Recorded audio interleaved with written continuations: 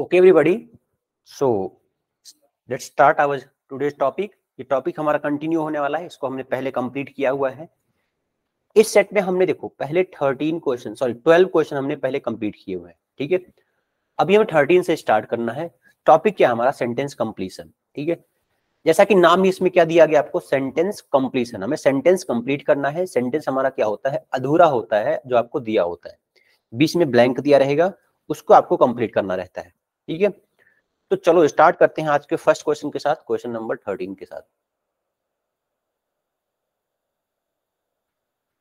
यहां तक हमने किया था 12 तक, 13 क्वेश्चन पर देखते हैं 13 नंबर क्वेश्चन क्या है। मैं तरीका क्या बताया इसको, कंप्लीट रीड करना है आपको, एकदम कॉन्सेंट्रेट होकर के, कोई भी वर्ड यहाँ पर छूटा नहीं चाहिए, ठीक है। रीड करने के बाद आपको ऑप्शन रीड करने हैं और देखना है कि कौन सा उसमें सूटेबल बैठ रहा है, एकदम एग्जैक्टली मैच कर रहा है उससे, ठीक है।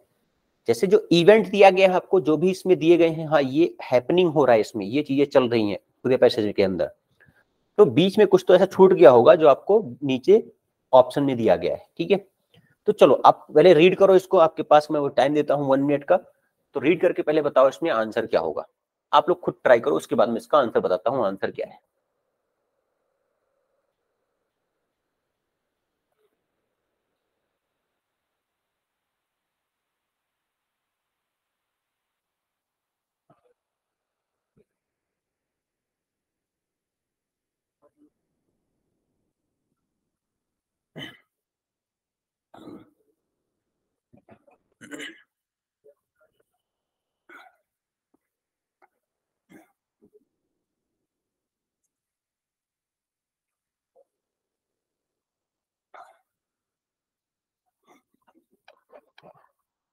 हाँ देखो क्या दिया गया है, चलो स्टार्ट करते हैं। Indian railway has stepped in, ये एक फ्रेज है, stepped in to help the resident. Stepped in मतलब होता है आगे बढ़ना, आगे आना, ठीक है। क्या बोला ये कि वो आगे आ रहा है, कौन? Indian railway. क्या करने के लिए? हेल्प करने के लिए। रेसिडेंट्स मतलब जो वहां के रहने वाले हैं। Of Chennai with the city reeling under the pressure of severe water crisis. अब जो शहर है चेन्नई शहर, वो क्या हो रहा है वहां पर? रीलिंग अंडर मतलब क्या है? परेशान हो चुका है। किसके कारण से? जो वाटर क्राइसिस है, बहुत ही बुरी तरह वाटर क्राइसिस वहां पर, और उससे वो सिटी परेशान है, ठीक है। अब आगे दिया गया situated in the city of Vellore. क्या सिचुएटेड है? अब इसके बारे में तो आपको इसके पहले बताना पड़ेगा, ठीक है। टू रीच चेन्नई, ठीक। According to recent PTI report, the train left from the Jolarpettai railway station around 7:20 AM in the morning today. अब यहां पर क्या बताया गया कि एक ट्रेन है, वो कहां से निकली है? छोटी ट्रेन कहां से? जोलारपेटी रेलवे स्टेशन। कब छूटी है? टाइम दिया गया है इन द मॉर्निंग, ठीक है। The train in a bid to aid the residents suffering due to the severe water crisis. Aid मतलब क्या होता है? सपोर्ट करना किसी को, ठीक है। अब ट्रेन क्या लेके निकली वहां पर? शायद वो वाटर लेके निकली होगी, ठीक है। जो टैंकर होंगे उसमें वाटर के टैंकर लगे होंगे ट्रेन के अंदर, वो क्या करेंगे? ट्रेन क्या करने वाली है? एड देने वाली, मतलब सपोर्ट करने वाली है जो रेसिडेंट है, सफर कर रहे हैं वाटर क्राइसिस से। Reach the city Chennai in the afternoon, if reach the it reached the Villivakkam neighborhood of Chennai, from where it was be inaugurated by the Tamil Nadu ministers, according to officials who were quoted in the report। ठीक, आपके सामने पूरा ही sentence दिया गया है। इसमें क्या बताया गया है कि चेन्नई जो सिटी है वो वाटर क्राइसिस में परेशान है, उससे जूझ रही है, ठीक है। अब उसके लिए क्या किया गया? एक ट्रेन वहां से निकली है, ठीक है। ट्रेन भेजा गया है, कहां से भेजा गया नहीं पता है, भेजा गया है, हाँ सॉरी यहाँ पर दिया गया जोलारपेटी रेलवे स्टेशन से भेजा गया है 7:20 AM को। अब ट्रेन क्या करेगी? सपोर्ट करेगी, वाटर प्रोवाइड करेगी जो वहां के लोकल है चेन्नई में, ठीक है। अब ये कहां पर पहुंच रही है? विलीवकम नेबरहुड ऑफ चेन्नई, तो चेन्नई का एक नियरहुड, तब उसके नजदीक इलाका है, नजदीक का क्षेत्र है, वहां पर पहुंचेगी। वेयर इट वॉज इनॉग्रेटेड, वहां पर इनॉग्रेशन होगा इसका, तमिलनाडु मिनिस्टर्स की इनॉग्रेशन करेंगे, ऐसा बताया गया है। कौन बताया ऐसा? जो ऑफिशियल्स है वो ऐसा बता रहे हैं रिपोर्ट में, ठीक। अब आंसर देखो क्या क्या ऑप्शन है इसमें। Jolarpeti is situated around 217 kilometers away from Chennai and is in Vellore district of Tamil Nadu. This commuters railway hub. चलो आगे देखते हैं. Meanwhile, the railways network has in the past often sent special railway train to. Wrong है ये, क्योंकि यहाँ पर बताया गया situated. Situated यहाँ पर किसी प्लेस की बात हुई तो आएगा नहीं. अब ये देखो क्या दिया गया है. Special water train carrying as many as 50 tank wagons. अब एक स्पेशल ट्रेन भेजा गया, उसमें क्या है 50 टैंकर्स है उसमें, उनको वैगन्स बोलते हैं, with around 50,000 litre of water in each, left from the Jolarpettai railway station. यहां से वो निकली है. ठीक. अब यहां पर आप बता सकते हैं कि वो जो जोलारपेटी रेलवे स्टेशन है कहां पर है, वो situated in the city of Vellore. बिल्कुल ये परफेक्ट बैठ रहा है आपके सेंटेंस के अकॉर्डिंग. क्लियर हो गया. एंड लास्ट वाला भी देखिए, लास्ट क्या दिया गया है, each wagon were filled with around 50,000. तो यहाँ वैगन से स्टार्ट नहीं करेंगे, पहले तो बताना पड़ेगा हमें रेलवे के बारे में कि ये जो ट्रेन है, पहले ट्रेन के बारे में बताना पड़ेगा, फिर हम वैगन के बारे में बताएंगे. तो ये तो आएगा नहीं, पॉसिबल नहीं. ठीक. आंसर हो जाएगा इसमें सी, ये करेक्ट आंसर है. समझ में आया. देखो रीड तो करना पड़ेगा, उसके लिए दूसरा ऑप्शन नहीं है. वो फास्ट रीड करोगे उतना ही आपके लिए अच्छा है, उतना जल्दी आप सॉल्व कर सकते हो इसको. ठीक. चलो आगे बढ़ते हैं क्वेश्चन नंबर 14 पर.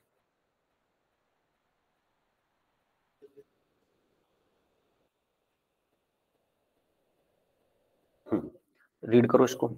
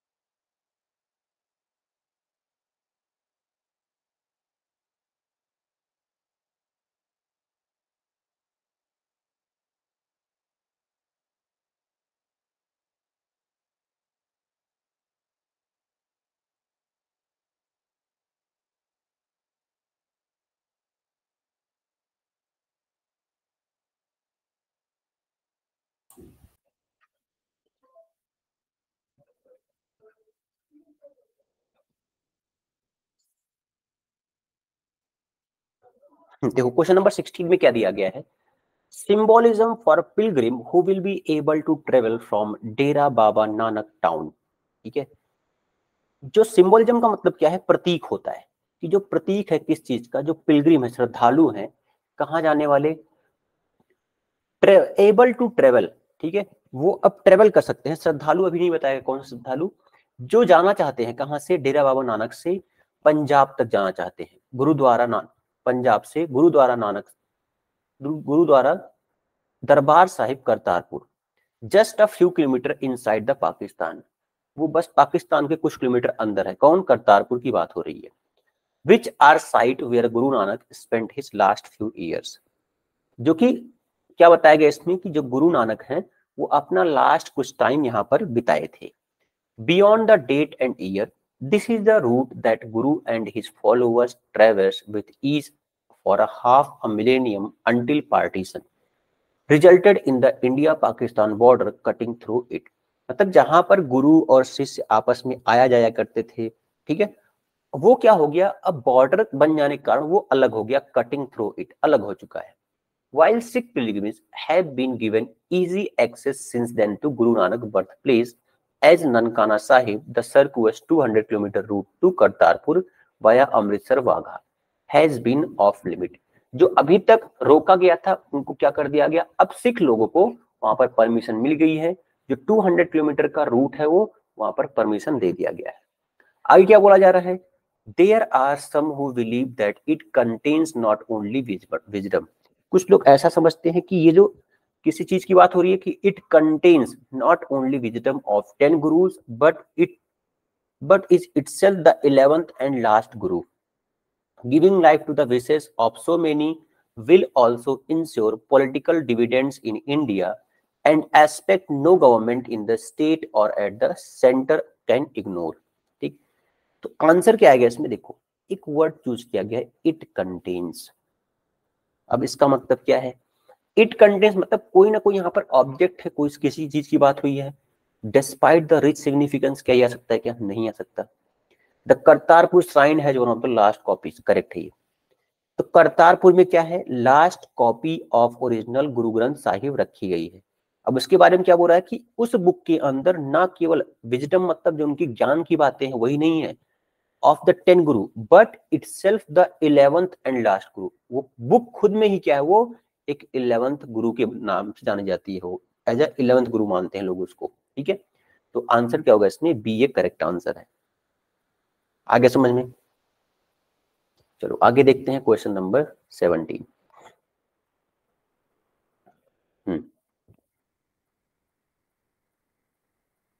However, at a time when it should be leading the global response to end AIDS as a public health threat, the organization has started to falter its strategy. First came the extremely optimistic messaging blitz that the world was going to see the end of AIDS very soon. ठीक है,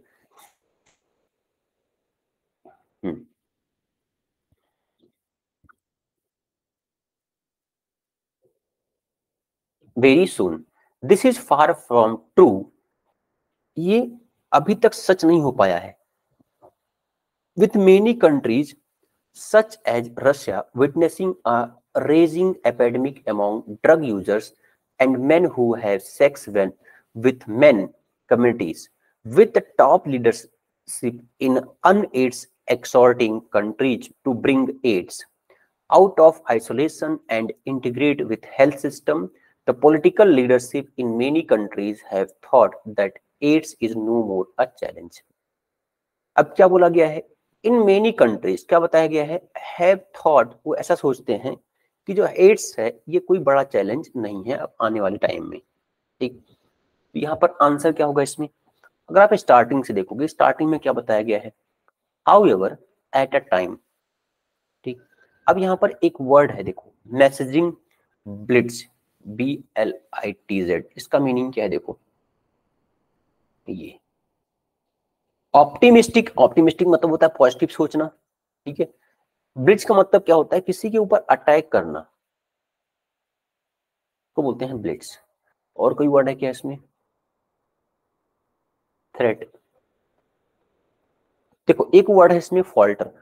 fault word का मतलब क्या होता है? Fault मतलब क्या होता है? कहीं पर कमी होना, ठीक है। फॉल्टर मतलब क्या होता है? लड़खड़ाना, धीरे धीरे चलना, ठीक है, स्लो मूवमेंट। तो देखो अब समझते हैं क्या है ये। At a time when it should be leading the global response to end AIDS as a public health threat. क्या बोला गया इसमें कि when it should be leading, जो हमें करना चाहिए, क्या करना चाहिए कि जो ग्लोबल रिस्पॉन्स है, ऐसा रिस्पॉन्स आना चाहिए कि हम एड्स को as a public health threat उसको हम दूर कर सकें। द ऑर्गेनाइजेशन हैज स्टार्टेड, जो ऑर्गेनाइजेशन है वो क्या कर रहे हैं? वो फॉल्टर इन इट्स स्ट्रेटजी, वो अपने स्ट्रेटजी में पीछे हट रहे हैं, बहुत धीरे धीरे चल रहे हैं उस चीज में। First came the extremely optimistic messaging blitz, ठीक है। स्टार्टिंग में क्या हुआ कि जो पहले तो क्या है, किस टाइप के लोगों ने संदेश दिए कि बहुत ही पॉजिटिव संदेश दिए कि हम इसको खत्म कर देंगे, ठीक है। उस पर अटैक किया, किसके ऊपर? एड्स के ऊपर। That the world was going to see the end of AIDS very soon, बहुत ही जल्द हम एड्स को खत्म कर देंगे। This is far from true, but ये ऐसा नहीं हो पाया है अभी तक। सच्चाई सच्चाई नहीं हो पाई है ऐसी कि हम इसको दूर नहीं कर पाए हैं, ठीक है। With many countries such as Russia, अब क्यों नहीं दूर कर पाए हैं? इसके पीछे रीजन क्या है? It is forgotten that adds affect the poor, बिल्कुल नहीं, यहाँ पर पुअर और यहाँ पर रिच की बात ही नहीं हो रही है। The ever increasing number of young people who are joining the rank of vulnerable population, नहीं। Senior country level position are in many instances, नहीं। Region such as Eastern Europe and Central Asia and West Asia are nowhere near reaching the goal, correct है। कुछ जो regions है कौन कौन से? Eastern Europe, Central Asia and West Asia. यहां पर क्या हो पा रहा है? Know where near reaching the goal, ये ऐसा नहीं दिख रहा है, अपने गोल की तरफ बढ़ते हुए नहीं दिखाई दे रहे हैं, पीछे हटते हुए दिखाई दे रहे हैं। तो इसलिए क्या हो पा रहा है? इसलिए हम बोल सकते हैं कि this is far from true, वो अभी बहुत दूर है, ठीक है, ये सच्चाई में बदलने में। विथ मेनी कंट्रीज, क्या बोल रहे हैं? Such as Russia, like witnessing a raging epidemic about among drug users and men who have sex with men communities, with the top leadership in un-AIDS exhorting countries to bring AIDS out of isolation, ठीक। तो answer होगा इसमें D, ये correct answer है। हो गया। चलो आगे बढ़ते हैं 17 के बाद 18 में।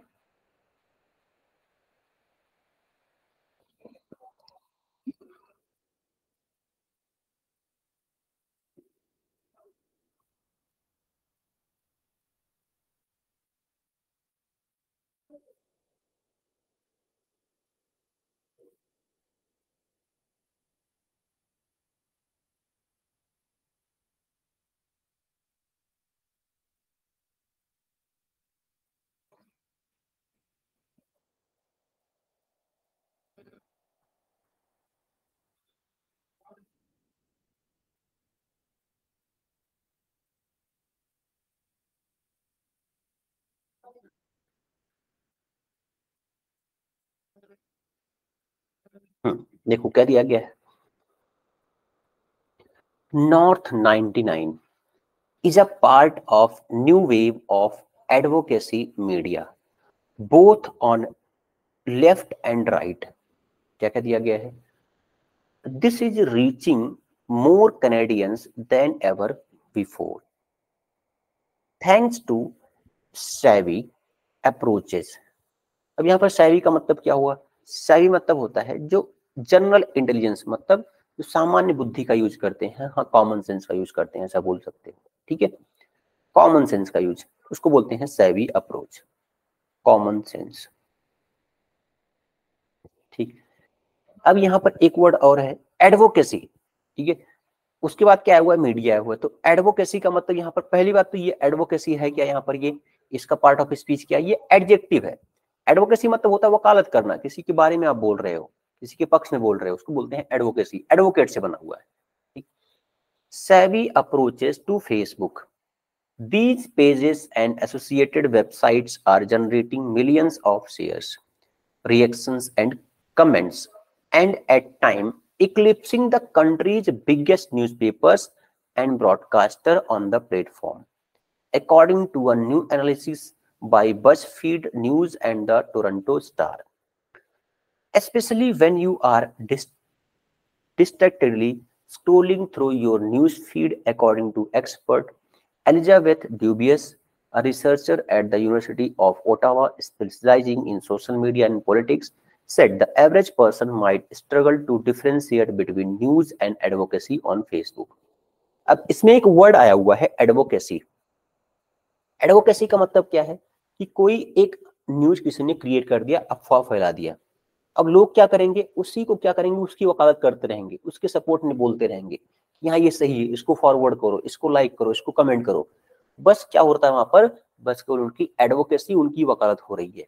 ठीक है, तो यहाँ पर क्या बताएगा, नॉर्थ 99 ये पार्ट है of a new wave of advocacy media. ठीक है, both on left and right that is reaching more Canadians, Canada की बात हो रही है, Canadians than ever before thanks to savvy approaches to Facebook. जो फेसबुक है वो कॉमन पर्सन के बाद पहुंच चुका है वो। ठीक है, इस कारण से ये नॉर्थ 99 लोगों तक पहुंच गया है।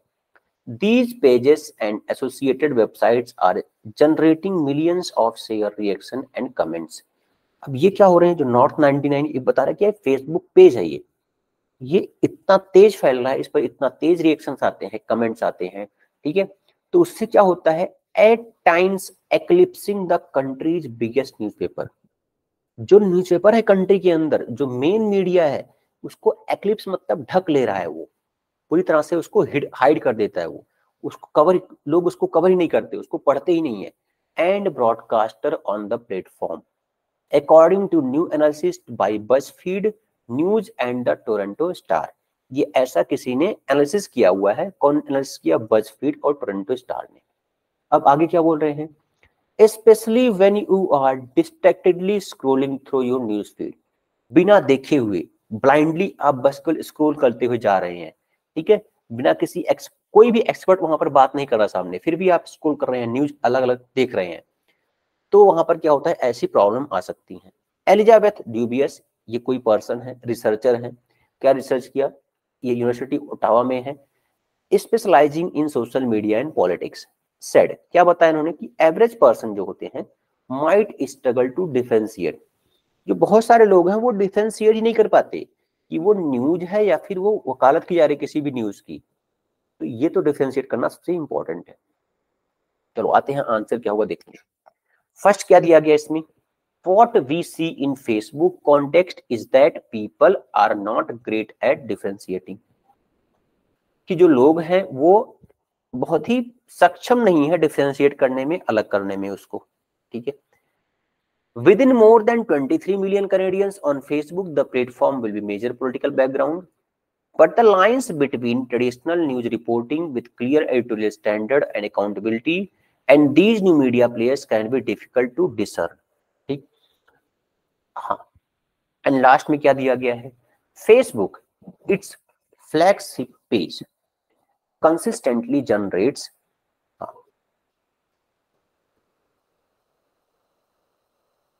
Consistently generate more engagement than the main page. अब यहाँ पर एक वर्ड आया हुआ है, डिफिकल्ट टू डिसर्न। डिसर्न मतलब क्या होता है, इसका मीनिंग है खुद की आइडेंटिटी बताना, पहचान बताना। ठीक है, आइडेंटिटी लिख लो, आइडेंटिटी। तो ये जो आंसर आपको दिख रहा है कि इसमें आंसर क्या होगा, specially when you are distractedly scrolling, तो इसके पहले क्या आएगा, but the lines between traditional news reporting, जो ट्रेडिशनल न्यूज रिपोर्टिंग है उनके लाइंस के बारे में बता रहा है, with clear editorial standard and accountability and these news media player can be difficult to discern. ये न्यूज मीडिया प्लेयर्स हैं अब जो आने वाले हैं, इनको हम अलग नहीं कर पाएंगे। ठीक है, उनकी पहचान नहीं दे पाएंगे उनको हम, media players can be difficult to discern. जो ये न्यूज, सॉरी यहाँ पर जो पहले है, पहले से सॉरी यहाँ पर क्या बोला गया है, जो ये न्यूज रिपोर्टिंग वाले हैं, जो ये पेपर, ठीक है, दिया गया न्यूज़पेपर में, ये जो रिपोर्टिंग होती है इनको बचाना मुश्किल हो जाएगा, इनकी पहचान बता मतलब मेंटेन कर पाना मुश्किल हो जाएगा। क्यों मुश्किल हो जाएगा, व्हेन यू आर डिस्ट्रैक्टिवली, बिना देखे हुए आप स्क्रॉल कर रहे हो न्यूज को, तब ये मुश्किल हो जाएगा। तो आंसर सी होगा इसमें। ठीक है, चलो आगे बढ़ते हैं क्वेश्चन नंबर 19 में।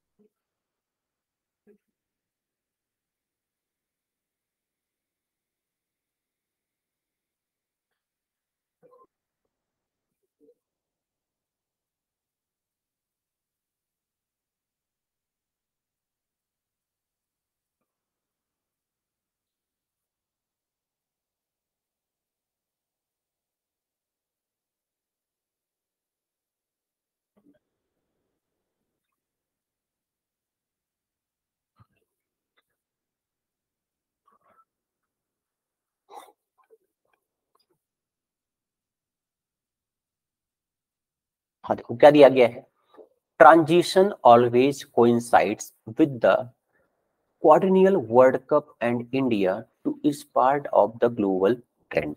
ठीक, ट्रांजिशन मतलब क्या होता है, ट्रांजिशन मतलब होता है चेंज होना, बदलाव होना।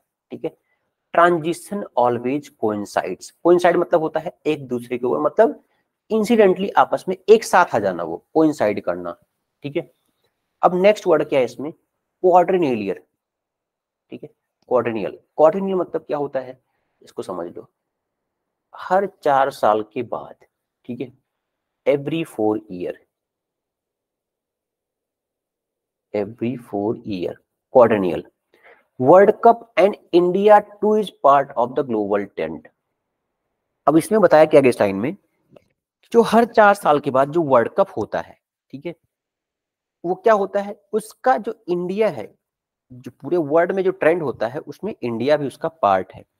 M S Dhoni has straddled 3 generations, the one that had Sachin Tendulkar, the second with the like of Yuvraj Singh and the latest under Virat Kohli. तो मतलब एम एस धोनी किसके साथ 3 जनरेशन के साथ वहां पर खेले हैं, कौन कौन जनरेशन, एक तो पुराने थे सचिन तेंदुलकर, उसके बाद कौन आया, युवराज सिंह आया, और अभी जो नए जनरेशन में कौन है, विराट कोहली है। ठीक है, एज अ कैप्टन रह चुके हैं Dhoni, but at the 38 he is near his cricketing Twilight, though he avoided retiring from the blue shade by preferring to serve the army in his role as a honorary lieutenant colonel. Dhoni presented an opportunity to M.S.K. Prasad and his fellow selectors to fast-track Rishabh Pant as the first-choice wicketkeeper batsman across all formats. तो यहाँ पर answer क्या होगा, यहाँ पर cricket की बात हो रही है, धोनी के बारे में ज्यादा बताया गया इसमें पूरे पैराग्राफ के अंदर। हाँ, तो देखते हैं आंसर क्या आएगा इसमें। देखो यहाँ तक तो आप समझ गए होंगे, एम एस धोनी है स्ट्रेडल 3 जनरेशन का इन्होंने खेला हुआ है, Sachin Tendulkar, Yuvraj Singh and Kohli, but at the 38 he is near his cricketing twilight, twilight मतलब होता है एकदम लास्ट स्टेज पर। ठीक है, though he avoided retiring from the blue shades, हालांकि वो क्या चाहते हैं कि उन्होंने रिटायर न करना पड़े। ब्लू शेड्स मतलब जो जो हमारे जर्सी है खेलने वाली क्रिकेट में, उसकी कलर क्या है, ब्लू है, इसलिए उसको क्या बोला गया, ब्लू शेड्स।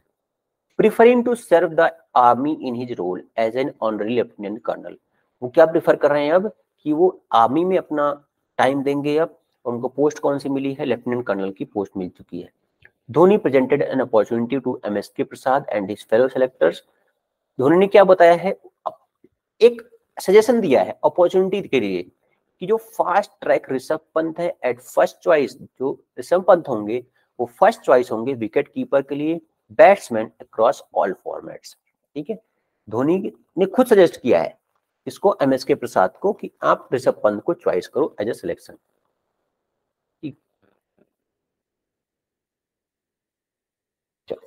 आंसर क्या होगा 19 में, the former India captain has held firm in a storied career of triumphs, losses, franchise runs, sharp catches, and quicksilver stumping. ठीक, Dhoni who retired from Test in 2014 might still make appearances in shorter versions, नहीं, but it all depends on what the selectors and Kohli prefers। नहीं, यहाँ पर selection की तो बात तो बाद में हुई है, यहाँ पर तो पहले इसको ऐड नहीं करेंगे हम। The imminent West Indies tour will help the team management get a fair idea, नहीं, वेस्ट इंडीज की हम बात ही नहीं है। आंसर क्या होगा इसमें, कि जो फॉर्मर इंडियन कैप्टन है, has held firm in a storeyed carrier of Triumph, Triumph का मतलब होता है विजय प्राप्त करना, ट्रायम्फ, लॉसेस, लॉसेस मतलब क्या होता है, कि जो हारे हैं मैच। ठीक है, नेक्स्ट क्या दिया गया, फ्रेंचाइड, फ्रेंचाइड का मतलब क्या होता है, इसको नोट कर लो, फ्रेंचाइड मतलब होता है क्रोधित होना। ठीक है, एकदम एंग्री होना, एंग्री मैन। फ्रेंजाइड रन्स, जो उन्होंने रन्स लिए हैं विकेट्स के ऊपर, बहुत ही तेज दौड़ते हुए लिए हैं, ठीक है, शार्प कैचेस जो पकड़े हैं उन्हें, और क्विक सिल्वर स्टंपिंग जो किए हैं, ये सब क्या है, एक मेमोरी बन चुकी है। बट तो इसी कारण से क्या बोल रहे हैं वो कि at the 38 he is near his cricketing twilight though he avoiding retiring, वो अवॉइड कर रिटायर होने के लिए, तो ये आंसर होगा इसमें ए करेक्ट है। ठीक है, चलो आगे बढ़ते हैं नेक्स्ट क्वेश्चन नंबर 20 पर।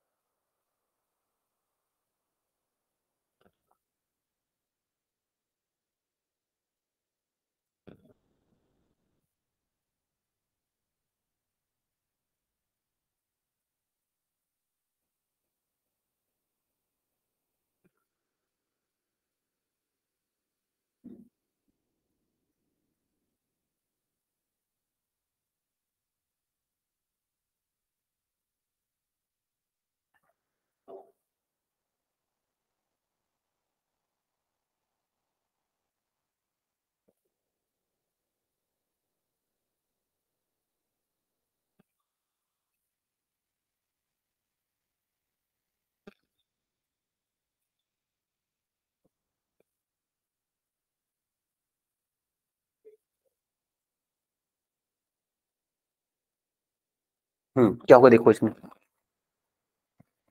For New Delhi it may be time to recognise that Mr Trump's comments are a sign of new realities in international diplomacy.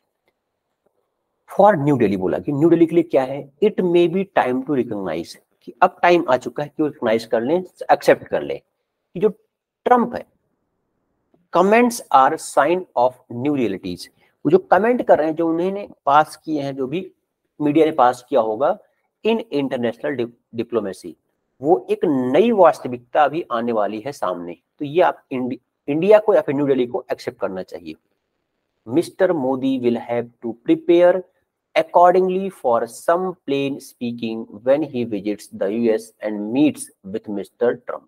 ठीक है, बोला गया इसमें Modi will have to prepare, उसके अकॉर्डिंग मोदी को प्रिपेयर रहना पड़ेगा, किसके अकॉर्डिंग, जो इंटरनेशनल डिप्लोमेसी चेंज होने वाली है उसके according, for some plain speaking when he visits the US and meets the Trump. Plain speaking मतलब बहुत ही ओपन नहीं स्पीक करना है, बहुत ही ज्यादा बताना नहीं है किसी चीज के बारे में, बहुत ही ऊपर ऊपर से बातें करनी है। As he is expected to. In September this year, in the short term, the government's decision to address the claim by Mr. Trump will have nipped any repercussion in the bud. The government should pursue the issue through diplomatic channels with the US government and determine whether Mr. Trump made the comments out of confusion or deliberately. अब ये पता करना है कि जो Trump ने comment किया है, क्या वो कमेंट कंफ्यूजन में हुआ है या फिर ऐसे ही बोल दिया है, जो उनको सोच मतलब थिंक करके बोला है, या फिर वैसे ही कंफ्यूजन में बोला है। ठीक, कमेंट्स आउट ऑफ कंफ्यूजन और डेलिबरेटली। ठीक, तो अब देखते हैं आंसर क्या होगा। देखो, the most charitable explanation for Mr. Trump's new contention is that he is mistook India's appeal to the international community to hold Pakistan accountable for terror groups। एकदम नहीं, यहाँ पर ये टॉपिक रिलेट नहीं कर रहा है, यहाँ पर रिलेट क्या कर रहा है देखो, where leaders care less about niceties and more about open communication. Trump took the line favored by his Pakistan interlocutor on Kashmir। Kashmir और पाकिस्तान की बात ही नहीं हो रही यहाँ पर, अफगानिस्तान नहीं। यहाँ पर आंसर क्या होगा, देखो यहाँ पर एक वर्ड दिया गया है नाइस्टीज। नाइस्टीज मतलब क्या होता है कि रिकॉर्ड रखना या फिर एक समझ सकते हो डिटेल रखना है, सिंपल वर्ड करो, डिटेल रखना या फिर रिकॉर्ड रखना अपने पास, उसको बोलते हैं नाइस्टीज। ठीक, वेयर लीडर्स केयरलेस अबाउट नाइस्टी, जो उनके पास रिकॉर्ड है पहले से जो लिखा रखा गया है, उसको बहुत ही केयर नहीं करते उसके बारे में। And more about open communication, वो बस बोलते ही जाते हैं, खुद जो दिमाग में आता है वो बोल देते हैं, बोलते हैं ओपन कम्युनिकेशन उसको। ठीक है, ये इसमें करेक्ट है। Mr Modi will have to prepare accordingly, और इस अकॉर्डिंग मोदी को प्रिपेयर रहना होगा, वहां पर क्या करना है उनको, plain speaking when he visit to the US. ठीक, ये आंसर करेक्ट है इसमें बी वाला। ठीक है, चलो आगे बढ़ते हैं। Next question number 21।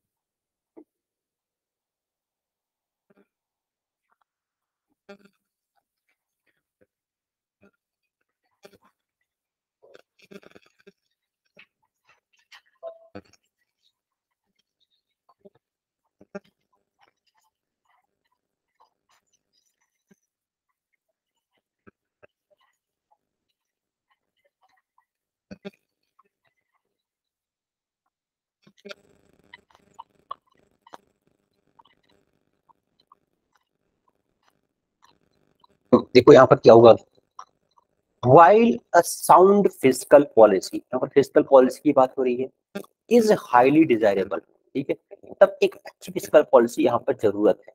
The magnitude of the physical deficit is not always and everywhere. Think here of the state of the economy, a good measure of soundness. First, the fiscal deficit reflects the overall imbalance. जितना ही physical deficit रहेगा उतना ही क्या बताएगा वो कि हाँ budget में कितना इम्बैलेंस है, कितना वो इधर उधर इसका मतलब क्या है फिजिकल डेफिसिट का, कितना आप इंपोर्ट कर रहे हो, कितना एक्सपोर्ट कर रहे हो, कितना आपके पास डॉलर के पैसे बचे हुए हैं, उसको बोलते हैं फिजिकल डेफिसिट। और उसका अगर इम्बैलेंस है, मतलब आप इंपोर्ट ज्यादा कर रहे हो, एक्सपोर्ट कम कर रहे हो, तो वहां पर क्या होगा, इम्बैलेंस होगा in the budget. Embedded in the accounts of the government is a revenue account, which is statement of current receipt and expenditure. A fiscal deficit may or may not contain within it a deficit on the revenue account, termed the revenue deficit. The possible embeddedness of a revenue deficit within a fiscal deficit muddies the water somewhat. For movement, muddies water मतलब होता है पानी को गंदा करना, ठीक है। अब यहाँ पर क्या बात हो रही है, इसका पूरे का मतलब क्या है कि क्लियरिटी ना होना, ठीक है, हिडन होना कोई चीज, ठीक। For movement in the overall, और why should we worry, one might ask, we worry because it is the balance on the revenue deficit that indicates whether the government is saving out of its income or spending more than its receipts as current revenue. A revenue deficit implies that a government is dissaving. अब answer क्या होगा, fiscal deficit by itself tells us nothing about what is happening to the revenue deficit. चलो देखते हैं और क्या है। Revenue deficit is to be thrown up as it implies that at least some part of the borrowing is finance current consumption. Budget for 2019-20, while the fiscal deficit projected the marginally, ये नहीं होगा। Rampant populism has taken over all political parties reflected in the revenue deficit. यहाँ पर answer क्या आएगा, देखो clear answer है इसका। अगर आप इसके पहले का सेंटेंस रीड करोगे तो क्या मिल रहा है आपको, the possible embeddedness of a revenue deficit within a physical deficit muddies the water somewhat. अब ये जो रेवेन्यू डेफिसिट है और फिजिकल डेफिसिट है, ये अभी आपस में क्लियर नहीं है। For movement in the overall और physical deficit by itself tells us nothing about but what is happening to the revenue deficit. Physical deficit क्या बताता है, tells us nothing about what is happening to the revenue deficit.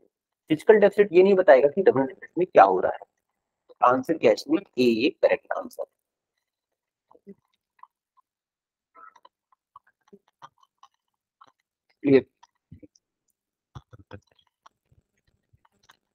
Next question देखते हैं, question number 22।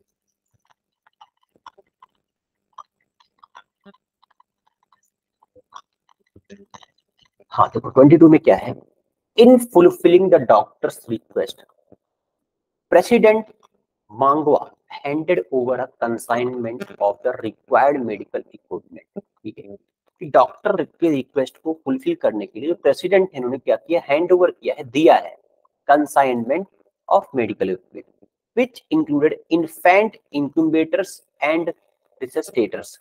ठीक है,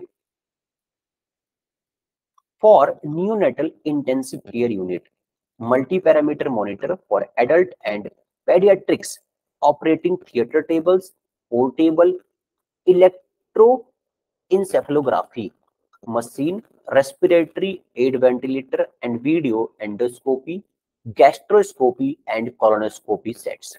ये सब क्या बताया गया, ये पूरा का पूरा एक कंसाइनमेंट दिया गया है, ये सब उसके इंस्ट्रूमेंट दिए गए हैं।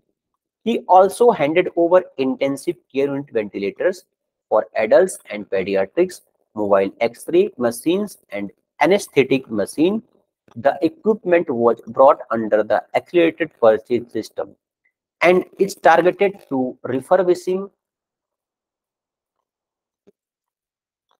पेरिनत्वा पेरिनत्वा जो भी प्रोनाउंसिएशन होगा इसका एग्जैक्ट पता नहीं क्या है ये, Harare Central, Chitungwiza Central, Mpilo and United Bulawayo hospitals. ठीक है, ये बताया गया, ये प्लेस के बारे में बताया गया, refurbishing this place, Harare Central, Chitungwiza Central, Mpilo and United Bulawayo hospital. तो ये आपको प्लेस दिया गया है। President Mnangagwa is on record it's saying the health sector must be prioritized as it was important to promote the nation's।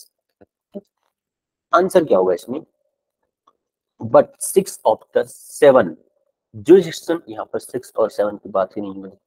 Trading in China, China विच, नहीं ये भी नहीं होगा। This is the first country, बिल्कुल यही होगा। कंसाइनमेंट की बात हुई, यहाँ भी कंसाइनमेंट की बात हो रही है, तो ये आंसर इसमें सिंपल था ये।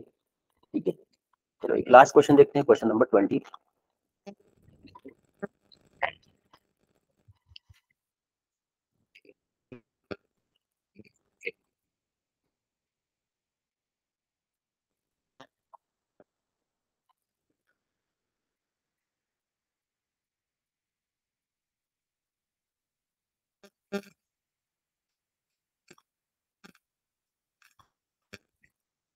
क्या दिया गया है, new technologies have a curious history. जो नई टेक्नोलॉजी है, जो उनके पीछे हिस्ट्री है, वो बहुत ही क्यूरियस है, बहुत ही जानने लायक है वो, और finding their way into the cross hair of international politics. 5G is no different, उसमें से एक 5G है, वो बहुत ही अलग नहीं है, इसकी भी हिस्ट्री बहुत ही interesting. In many respects dilemma facing Prime Minister Narendra Modi to embrace Huawei and other Chinese purveyors of 5G enabled telecommunications। अब यहाँ पर डिलेमा का मतलब क्या है, अब प्राइम मिनिस्टर मोदी सोच रहे हैं कि चाइनीज कंपनी को हम दें, चाइनीज कंपनी को दें ये टेंडर 5G को यहाँ पर लाने के लिए इंडिया के अंदर, या फिर किसी दूसरी को दें, ये उनके लिए डिलेमा है। और to salvage the political relationship with United States, USA है, या फिर उसके साथ हम एक अच्छा रिलेशनशिप स्टैब्लिश करें और 5G का टेंडर उनको दे दें, यूएसए को, is similar to the one faced by Rajiv Gandhi in 1980. Then, India had sought for itself a supercomputer from among others Japan. The lessons from that moment in history are instructive and India policymakers would do well to heed them. Answer क्या होगा इसमें? The late 1980s saw the warning of Cold War tension on account of Soviet Union। नहीं, ये सब बात ही नहीं है इसमें। Instead, it was dealt a bad hand by the US and made to settle eventually for an American machine that belonged to an older, slower generation of computer। सही है, क्योंकि यहाँ पर इसके पहले बात हुई, राजीव गांधी ने बोला था 1980 में सुपर कंप्यूटर का जो यहाँ पर टेंडर था यूएसए को दिया था। ठीक है, अदर जापान, तो क्या बोला, instead it was dealt a bad hand by the US, US ने उसको अच्छे से डील नहीं किया, and made to settle eventually for an American machine that belong to an older slower generation of computers. ठीक है, ये परफेक्ट आंसर है इसका। ये यहाँ पर आंसर होगा नहीं, but US president Ronald Reagan administration has already said it reached a crescendo 1987 नहीं, तो 20 का करेक्ट आंसर। ठीक है, तो ये था आपका आज का लास्ट क्वेश्चन। ठीक है, अभी इसको हम कंटिन्यू करेंगे आगे तक। चलिए ठीक है, थैंक्स।